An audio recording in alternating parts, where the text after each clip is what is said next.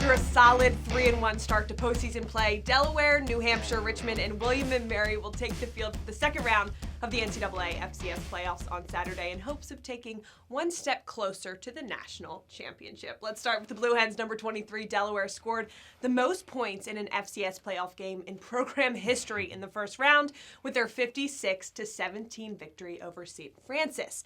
Now on to the next assignment. The Hens will hit the road to face the number 1 national seed South Dakota State on Saturday, and Coach Ryan Carty knows that high energy and physicality will be of high demand this weekend against the Jackrabbits. Rob. Yeah, after a regular season that didn't end the way they would have liked, Delaware needed a statement game to restore some momentum, and boy did they do that.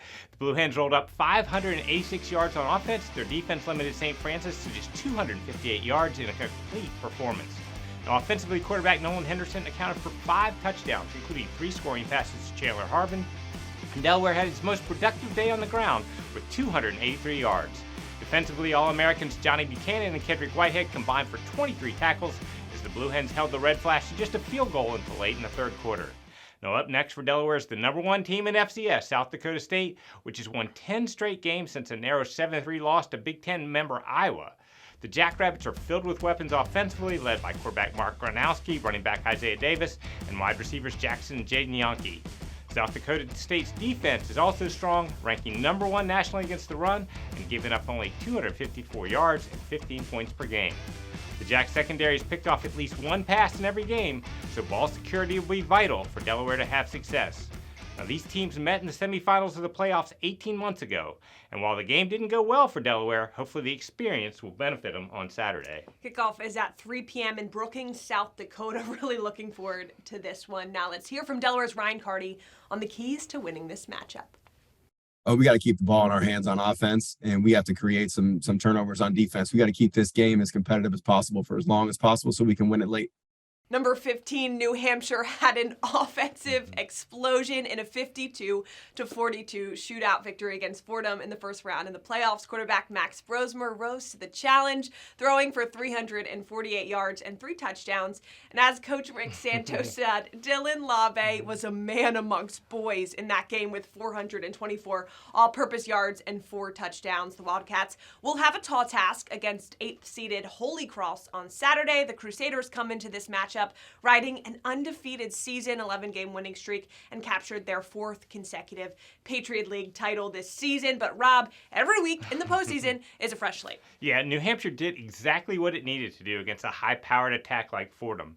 The Wildcats offense hit on some big plays to jump out to an early lead, which they never gave up, and the defense forced 3 turnovers and came up with some big stops. As you said, Max Brosmer was outstanding, putting up better numbers than Fordham's Tim D. Morat, and Dylan Malabe was unstoppable, piling up over 100 yards rushing, receiving, and on returns to set an FCS playoff record for all-purpose yards. Now defensively, Josiah Silver led the way with 7 tackles, 2 tackles for loss, and a forced fumble. The Wildcats will need to be at their best again Saturday against unbeaten Holy Cross.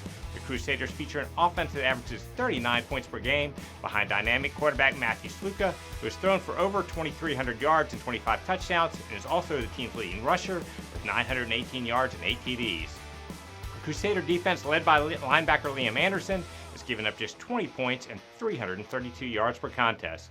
The recipe for success is similar for New Hampshire this week. Control the ball, make some big plays on offense, and do their best to contain a talented quarterback. The guys battle it out at noon at Fitton Field, and here's what New Hampshire's Rick Santos had to say about the execution needed on Saturday. Everyone talks about their rushing attack. They have some dynamic guys on the perimeter, and Saluka has a big-time arm that he can beat you over the top. So keep it inside and front, tackle extremely well, and then they're going to pressure us on 3rd down and in the red zone. So when we get those opportunities to get man situations, we have to make plays.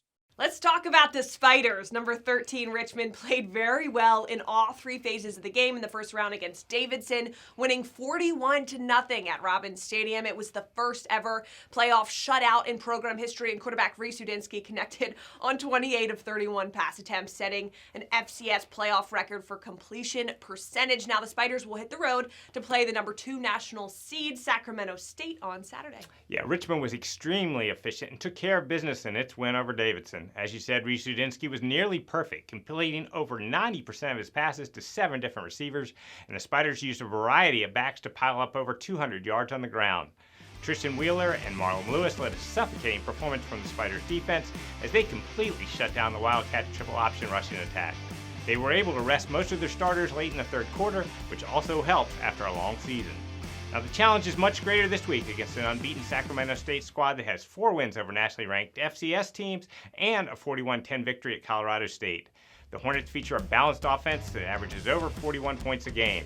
Running back Cameron Scadabo was the Big Sky Offensive Player of the Year after rushing for over 1,200 yards, and Sac State plays a pair of quarterbacks with differing skills than passer Jake Dunaway and runner Asher O'Hara. The Hornets also have the Big Sky Defensive Player of the Year in nickelback Marte Mapu, who leads a group that gives up just 22 points per game. This is the first meeting ever between the Spiders and the Hornets, and it should be a good one. Absolutely. The Spiders will hit the field at 5 p.m. Eastern Time. And here's more from Richmond's Russ Huseman on what needs to take place this upcoming Saturday to get the win. It's a big challenge. They got a good football team. They're 11-0 for a reason. They beat Colorado State big for a reason. I like our team. I think this should be a really good football game. The number 5 national seed is William & Mary, who begins their journey in the playoffs on Saturday, playing host to Gardner-Webb. The run-in, quite literally, Bulldogs rushed for 405 yards to defeat Eastern Kentucky 52-41 in the opening round. William & Mary brings in a wealth of talent in all aspects of the game, and after winning a share of the regular season CAA title, I know they're hungry to keep adding hardware to the trophy case, Rob. Yeah, William & Mary should be rested and ready after taking home the Capital Cup and the CAA Championship 2 weeks ago.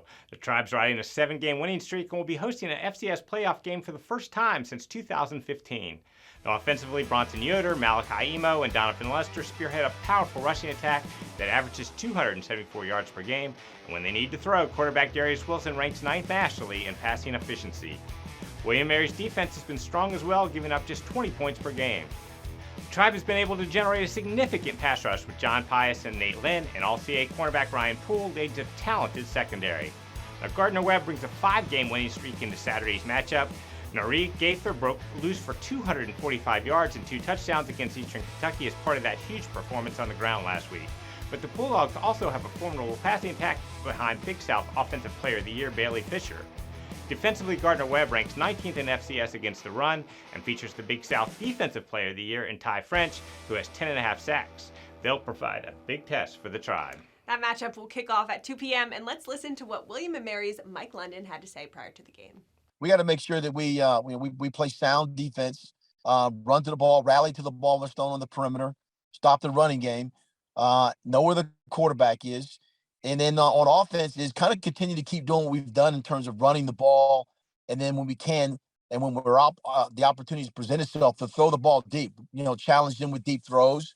A new week means new opportunity to survive and extend a season. Best of luck to all the coaches and student athletes whose goal is to do exactly that. All games will be broadcasted on ESPN+, and for postseason coverage, make sure you follow at CAA Football on social media and visit CAAfootball.com for results, recaps, and more.